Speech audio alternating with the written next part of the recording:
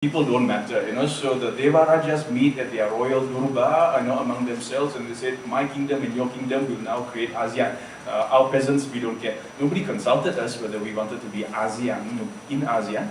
So that initial founding moment, 67 of the 5 states, that is a historical thing that is lapsed, and that is all gone, completely redundant. But ASEAN as a tool, we still have these half-vacant offices in all the capitals, we can use these things. And my lament is that the governments of ASEAN, especially the first 5 founders, have never really funded ASEAN. It was there, let's not kid ourselves. We know why ASEAN was created. ASEAN was created at the peak of the Cold War to keep the 5 countries neutral, but neutral on the side of America. So basically it meant we are not going to go down the path of Vietnam. So ASEAN was created with that. Its constitutive other was the communist bloc, simple as that. But that's gone, and with at the end of the Cold War, ASEAN has now a new opportunity to reinvent itself. And I really, really believe that apart from fostering genuine Southeast Asian contact, we should also support ASEAN as an institution today. I would really like to see a reinvention of ASEAN as something that is far more productive.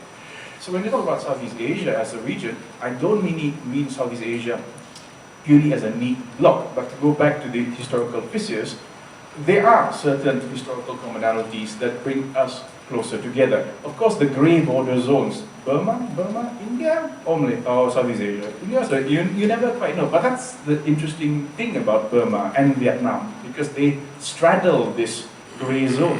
So ASEAN is something that has more or less a center geographically. It has also a grey zone all around it. And at those grey zones, that's where the world comes in. I'm really interested to look at the grey zones that we have in Southeast Asia. And the grey zones are precisely the smuggling zones that I mentioned earlier. Southern Thailand, North Malaysia, North Sumatra. Another area is East Malaysia, Indonesia, between North Kalimantan and Sulawesi, and Southern Philippines. A lot of funny stuff is going on there, unfortunately, these areas are studied primarily by security analysts. Because they always think that either DVDs or guns are being smuggled. But apart from that, very interesting things are happening. Very interesting manifestations of normative religiosity. And it's precisely in these grey zones. Go to the Philippines, in the Visayas. You have a crucifix with a Malay Jesus. It's a brown Jesus. That for me is fascinating. That's genuinely fascinating. Go to Java. You have church addresses on Christmas in High Javanese, in Kromo Inggil. You have a Javanese Jesus in Central Java. So all these things are happening because of these grey zones. And for me, these grey zones are productive areas. They're productive areas for research. They're also productive areas for human normative behavior. All sorts of interesting things are happening. And again, like I said, my job as a historian is simply to record all this. At this present moment in our history, in our region's history, these interesting things are happening. And by recording it, I think we enrich our body of knowledge and data of the past.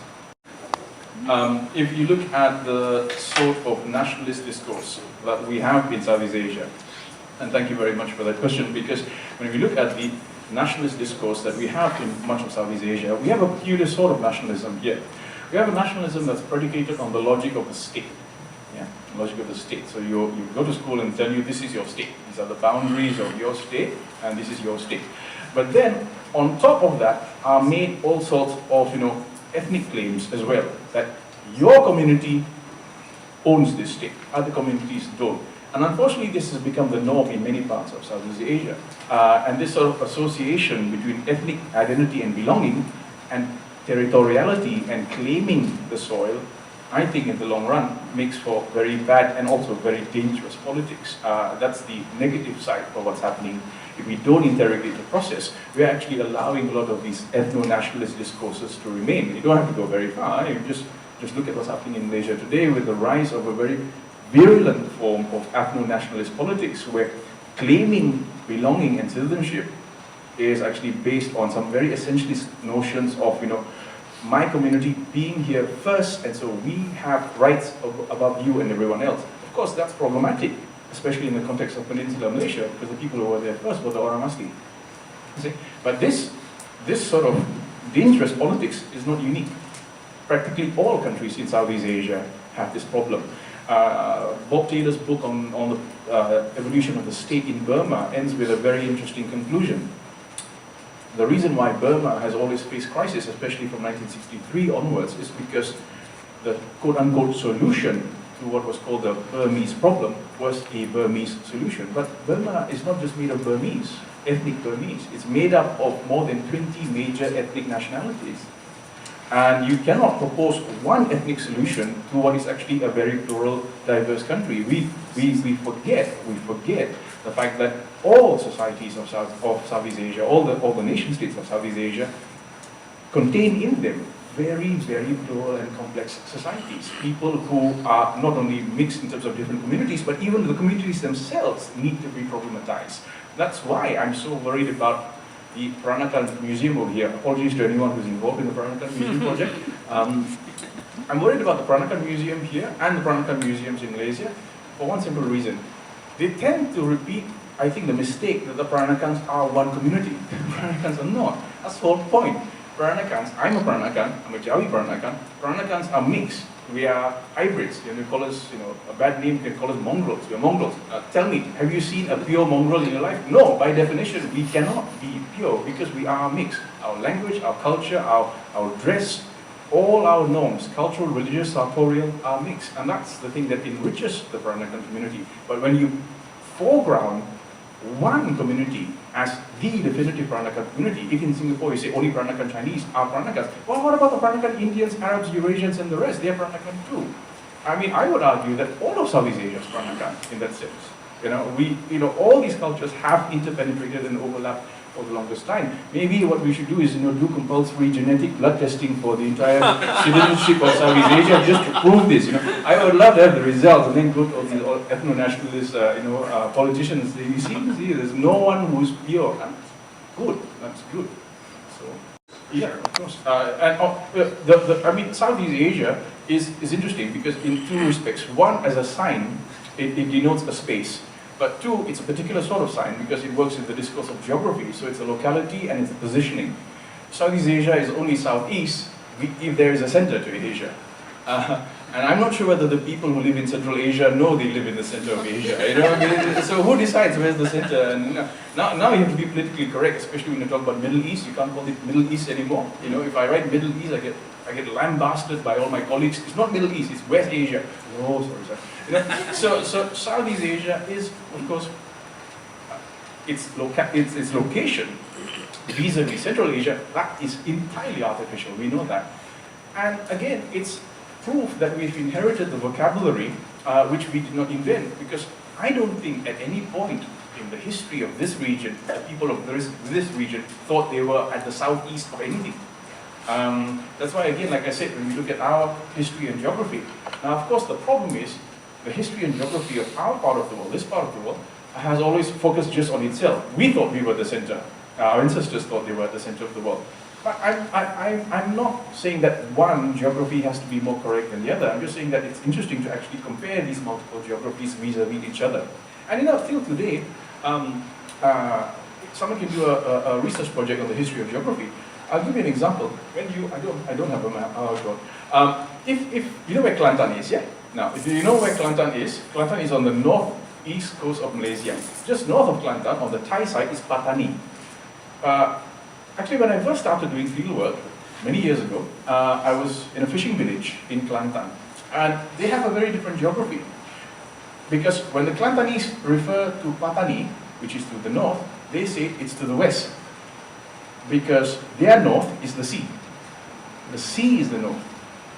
Patani is to the west. It's a very interesting geography. And all these geographies, that particular geography is almost forgotten now. It's just the old fishermen who remember. It's a fisherman's geography. Because for them somehow going to sea was going north. Coming back home was going south. And I think this part of our world, we have many of these geographies. We actually have many geographies. And many maps as well. Let's think of an interesting map, which is the Peranakan map. Let's look at one Peranakan community, which is the Peranakan Chinese community. Of course, now today, Singapore is noted for that. But historically, the place that really was the center of Peranakan Chinese communities was not Singapore. It was Bangka Belitung. And that's why if you go to Bangka, which is close by actually, if you go to Bangka, you will see that there you get all the nice shop houses which have been demolished in Singapore. They still have it over there because, you know, Bangka Belitung was actually a very important center. And when you look at the geographies, and this you get from red letters, because geographies are not just drawn, they are also written. The narrative geographies of these communities are very interesting because they would have different centers and the different ways in which they would orient themselves. If the centers were Batavia, Bangka Belitung, Singapore, Malacca, Penang, and these coastal cities, then you have a very interesting map because it's a completely coastal map. It's a completely coastal map. There is no hinterland map simply because in both British Malaya and in Dutch Indonesia, it was very difficult for the Peranakans, including my ancestors, Peranakan Eurasians, they could not go inland. The Dutch would not allow them to settle inland. It was very, very difficult for Peranakan Arabs, Indians, or Chinese to open businesses in the inland towns. So they lived a completely coastal life with a very different geography. And that's the sort of stuff which interests me as a historian of ideas, just to do a project like that. And that map would be one of many, many maps of Southeast Asia. So I suppose that's a roundabout way of answering your question. History can only serve, I think, as a repertoire of data. That's why we are very boring. We just go and collect. We just, in our little rooms, go and find old books, find old maps, we collect, and that's what we do. History cannot compel, cannot, you know, no politician listens to a historian anyway, so you know, we can't compel. But what history can do, and here lies, I think, its power, is if it records well. It can record the myriad of alternative possibilities in the past. If something was possible in the past, it is also possible in the present and the future. And I think that's where history is important. It can show you that things were different and therefore can be different. Why do I write about the history of multiracial contact in Malaysia today? Because in the state of Malaysia's present-day politics, where, you know, interethnic relations are becoming more and more difficult, I'm trying to show that things were better before. If things were better before, they can be better in the future. We can reactivate that by revisiting it and understanding why was it possible then and why is it not possible now. So if you look at the situation you described, as I understand it, there are two things I'd like to address. One, this notion about Singapore's place in Southeast Asia and you know, the challenges of globalization and also trying to play an active part in the globalization process. Well, firstly, I don't think globalization is a new thing. I think we've always been globalized. I mean, we've always, yeah, it was always constant, all the time. And that's why Singhapura is important, because Singhapura was a global polity. It was Hindu-Buddhist. It was at the crossroads of contact across. It was one of the trading centers. We don't know much about Singhapura because a lot of people have forgotten about Singhapura. But if you reactivate this memory of Singapore being a Hindu-Buddhist polity that was